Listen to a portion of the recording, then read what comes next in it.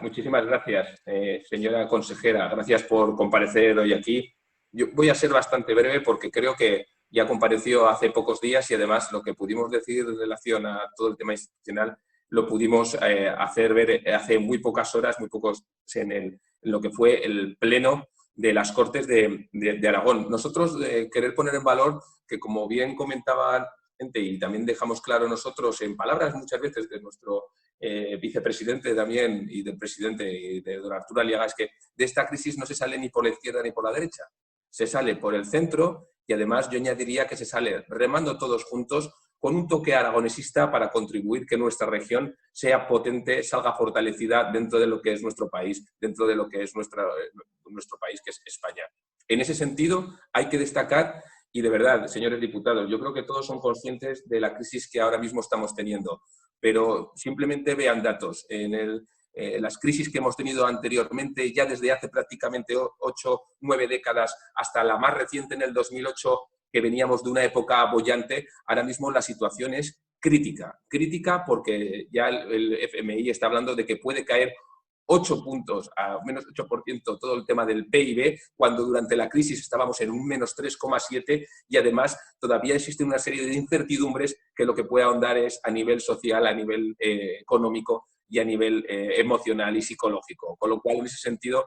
pedimos siempre desde el Partido Aragonés altura de miras en una situación sin precedentes y que ojalá no se vuelvan a vivir ni a sufrir nuestros hijos y nuestros nietos en décadas o en cientos de años. En ese sentido, nosotros ya lo comentábamos, esta crisis que tiene un componente sanitario muy importante. Nosotros nos consta que el Gobierno de Aragón está haciendo todo lo posible, pero ya quisimos dejar claro de que en el estado de alarma la gran mayoría, por no decir todas, las competencias pasan al Estado central. Nosotros, igual que hizo el propio presidente del Gobierno de Aragón, el Partido de Aragonés exigimos con fuerza, exigimos siempre de forma constructiva, pero también de forma contundente al propio presidente del Gobierno de España a que dotara de todos los recursos posibles para proteger a nuestros trabajadores, a nuestros sanitarios, a nuestros cuerpos y fuerzas de seguridad del Estado, a la gente que trabaja en las residencias, en los hospitales, en los centros de salud. Una vez que vamos viendo que ese material, que Aragón ha entrado también dentro de esa lucha, como bien decía la consejera, de que el mercado suele ser agresivo y está ya llegando ese material, pues a nosotros, naturalmente, la salud es lo primero, pero lo que realmente nos preocupa, una vez que se vaya encauzando todo el tema sanitario y de salud, que vuelvo a decir, es lo importante, es lo que va a venir después, esa ola, ese tsunami que puede arrasar el tejido productivo de Aragón. Y ahí es donde nosotros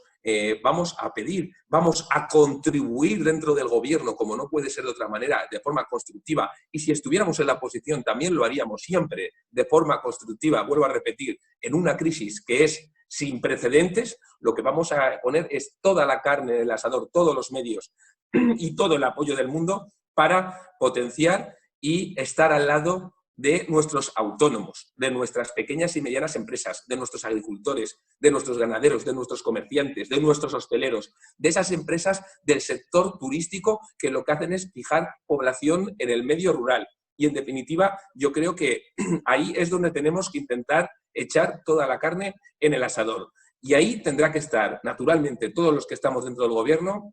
pero tendremos que contar, como no puede ser de otra manera, y tendremos que arrimar el hombro con toda la oposición. No podemos permitir que esta crisis arrase con el tejido productivo de esta tierra, con esas pequeñas y medianas empresas y autónomos que hacen que Aragón esté siempre en unos niveles muy por debajo de lo que pasa en España y en Europa, de que tengamos esa fortaleza propia del medio rural. Y en ese sentido es donde nosotros vamos a poner toda la carne en el asador. Y también, como no podemos dejar de lado a esos colectivos vulnerables, especialmente no solo aquellos pues, más discapacitados con tema de Alzheimer, diversos colectivos vulnerables que tenemos que estar al lado, sino también pensando en esos mayores que están sufriendo la crisis, en esos niños que no salen de casa, en esos jóvenes que no saben qué va a pasar a nivel universitario con sus estudios, y hay que estar al lado.